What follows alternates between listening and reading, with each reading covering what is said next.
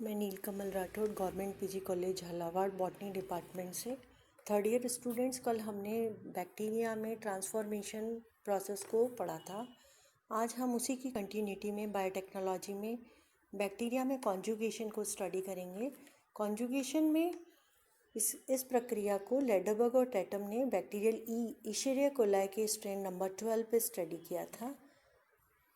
इसको स्टडी करने के लिए जो इशेरिया कोलाई है ये ह्यूमन बॉडी में इंटेस्टाइन में सिम्बायोटिक बैक्टीरिया है और इस पे अध्ययन करना बहुत आसान है। इसे कल्चर मीडिया पे स्टडी किया जाता है। ऐसा कल्चर मीडिया जिसमें रिक्वायर्ड एडिक्वेट अमाउंट में सब एलिमेंट्स हैं उसे मिनिमल कल्चर मीडिया कहते हैं। तो साधारणतया जो कुछ बैक्टीरिया हैं उनको जो रिक्वायर्ड कंपोनेंट है वो उस कल्चर मीडिया से खुद बनाते हैं, बायोसिंथेसिस करते हैं। इस तरह के बैक्टीरिया को प्रोटोट्रॉफ कहते हैं। लेकिन जो कुछ बैक्टीरिया होते हैं वो अपना बायोसिंथेसिस नहीं कर सकते, तब उन्हें सप्लीमेंट की आवश्यकता होती है और ऐसा culture media supplement culture media कहलाता है। तो इस सप्लीमेंट कल्चर मीडिया को यूज़ करके कुछ सप्लीमेंट्स डालकर इशेरिया कोलाई के स्टेन्स पर कॉन्जुगेशन की करैक्टरिस्टिक्स को देखा गया, उसके रिजल्ट्स का अध्ययन किया गया। इसमें जो मेन बात है वो है दो तरह की सेल्स का होना। पहला तो डोनर सेल और रेसिपिएंट सेल्स। डोनर सेल्स वो सेल्स होती हैं जिनके अंदर एफ फैक्टर पाया जाता है, इन्हें मेल सेल्स भी कह सकते हैं। और दूसरे सेल एफ माइनस स्ट्रेन्स की होते हैं, इन्हें ग्राही कोशिका कहते हैं, इनमें एफ फैक्टर नहीं होता है। दूसरा है नेक्स्ट इसमें कि कॉन्जुगेशन में एक कॉन्टिन्यूटी बनी होनी चाहिए, सततता होनी चाहिए, उसकी स्पीड कितनी है जीन ट्रांसफ़र की और उस कॉन्जुगेशन में कितना समय लग रहा है। बीच में ब्रेक होते ही ये जो कॉन्जुगेशन का प्रोसेस है वो डिस्टर्ब हो जाता है और जीन ट्रांसफ़र की प्रक्रिया रुक जाती है। जो प्लाज्मिड्स है, जो एफ फैक्टर्स हैं, वो अगर बैक्टीरिया क्रोमोसोम के साथ जुड़े हैं, समाकलित हैं, तब वो एपिसोम कहलाते हैं। और ये जो एफ फैक्टर है अब ये एचएफआर फैक्टर कहलाएगा, हाई फ्रीक्वेंसी फैक्टर। ये जो फैक्टर है एफ फैक्टर, ये सेक्स फैक्टर है। ये सेक्स पिलाई को या कॉन्जुगेशन ट्यूब से रिलेटेड जो प्रोटीन है उनके कोडिंग के लिए ज़िम्मेदार होता है। जिन सेल्स के अंदर ये एफ फैक्टर है वो सेल डोनर सेल कहलाती हैं, इन्हें मेल सेल भी कहते हैं। और जिनमें नहीं है उन्हें ग्राही कोशिका भी कहते हैं।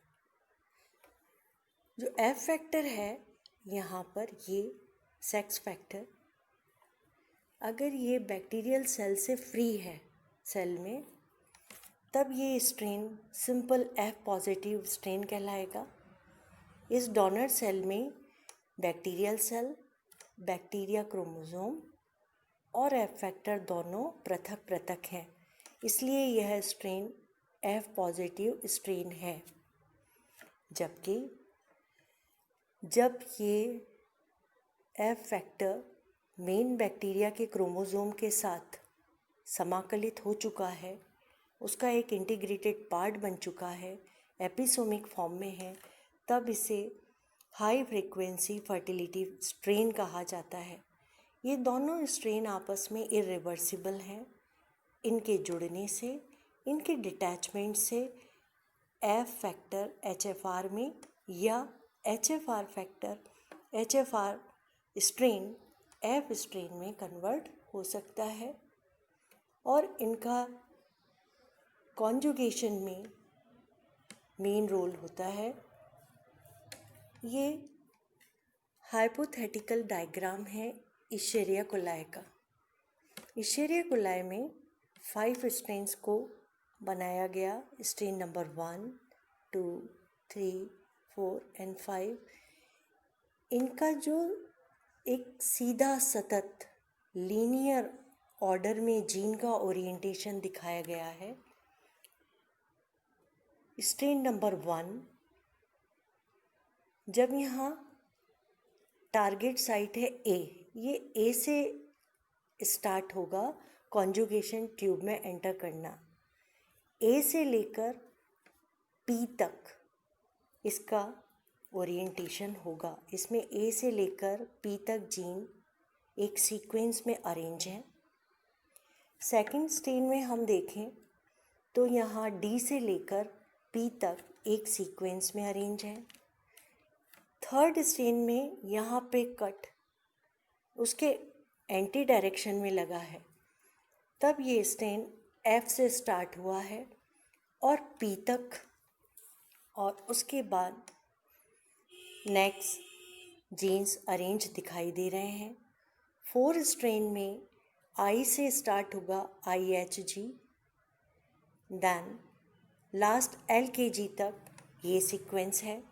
फिफ्थ नंबर के स्ट्रेन में एम से स्टार्ट होकर एल तक जीन का अरेंजमेंट दिखाया गया है।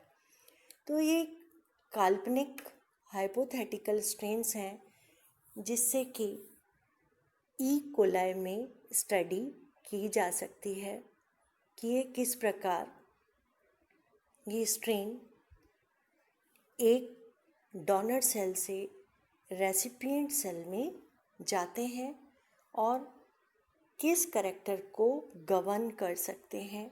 से ए किसी करैक्टर के लिए है तो बी से डिजीज़ रेजिस्टेंस के लिए है, सी किलिंग प्रोटीन है। इस तरह से अलग अलग स्ट्रेन उसको डिटरमाइन करेंगे कि कौन सा करैक्टर रेसिपिएंट सेल में जा रहा है। इसमें जाने के लिए जब ये HFR डोनर सेल है और ग्राही सेल है, जब कांटेक्ट में आते हैं तब कॉन्जुगेशन ट्यूब बनती है। कॉन्जुगेशन ट्यूब बनने के लिए सेक्स पिलाई का होना ज़रूरी है, यानी एफ फैक्टर का होना आवश्यक है। जब ये एफ फैक्टर बैक्टीरिया के क्रोमोसोम के साथ जुड़ा हुआ है तब ये HFR फैक्टर है, एपिसोमल फॉर्म में है। अब कॉन्जुगेशन के समय यह सबसे पहले इससे सेपरेट होगा।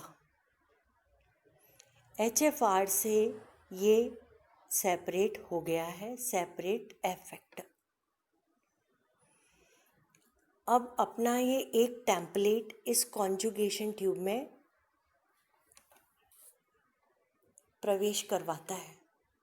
वो साइड जहाँ पे कट लग रहा है ये ओरिजिन पॉइंट है, टी ओरिजिन टी पॉइंट दिखाया है, टारगेट साइड जहाँ से टेम्पलेट एंट्री कर रहा है 5 to 3 डायरेक्शन में रेसिपिएंट सेल में। अब ये जो डोनर सेल है और रेसिपिएंट सेल है, कॉन्जुगेशन के बाद इसमें क्या रिजल्ट होंगे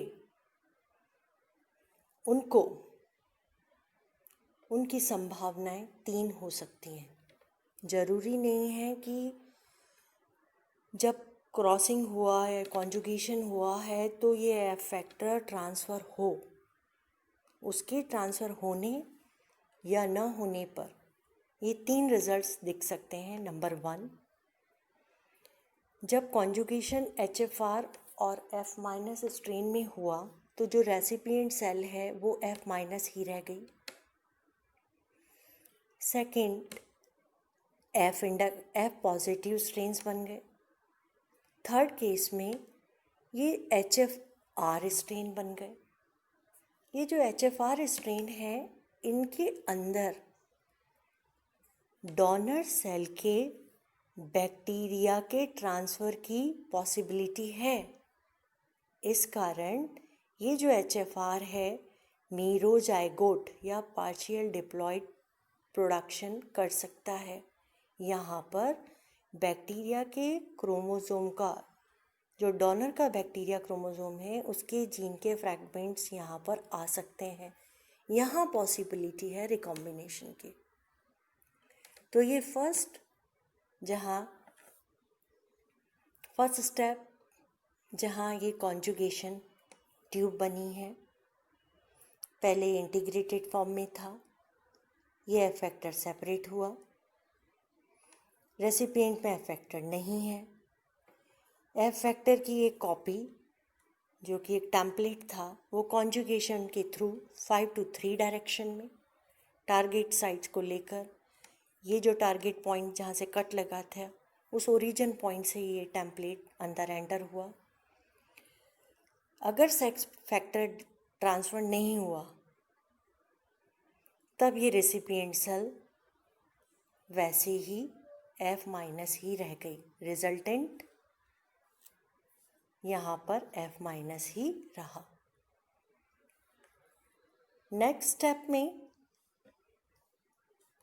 यहाँ नेक्स्ट रिजल्ट है F स्ट्रेन का प्रोडक्शन। जो F फैक्टर है इस केस में एंट्री कर गया और अब ये जो रेसिपिएंट सेल थी वो डोनर सेल में कन्वर्ट हो चुकी है या F पॉजिटिव स्ट्रेन बन चुकी है। ये दूसरी संभावना। तीसरी संभावना में जो ये F फैक्टर था उसके अंदर डोनर सेल के बैक्टीरिया के क्रोमोसोम के कुछ DNA फ्रैगमेंट्स थे, यानी HFR फ्रैगमेंट्स थे, और ये रेसिपिएंट का मेन क्रोमोसोम है। अगर ये होमोलोगस हैं तो ये इंटीग्रेट हो सकते हैं, एपिसोमल फॉर्म में आ सकते हैं, मेरी जाइगोट बना सकते हैं। ए जाइगोट रियल नहीं है, ट्रू नहीं है, लेकिन पार्शियल जाइगोट है। इस तरह से ये इंटीग्रेटेड भी हो सकता है और फ्री फॉर्म में भी रह सकता है। तो ये जो सेकेंडरी सेल है जिसमें HFR फैक्टर आया है, इसमें डोनर बैक्टीरिया क्रोमोसोम के फ्रैगमेंट्स ट्रांसफ़र हो गए। यहाँ कैरेक्टर्स रिकॉम्बिनेंट हुए हैं, पुनर्योजित हुए हैं। ये सेक्स और रिप्रोडक्शन का एक मोड है जहाँ कुछ संभावना बनी है नए कैरेक्टर आने की। सो ये था कॉन्जुगेशन का एक मोड जिससे सेक्स जो कैरेक्टर्स हैं वो नए तरीके से पुनर्योजित हुए हैं। नेक्स्ट लेक्चर में हम DNA ट्रांसडक्शन को स्टडी करेंगे। Thank you.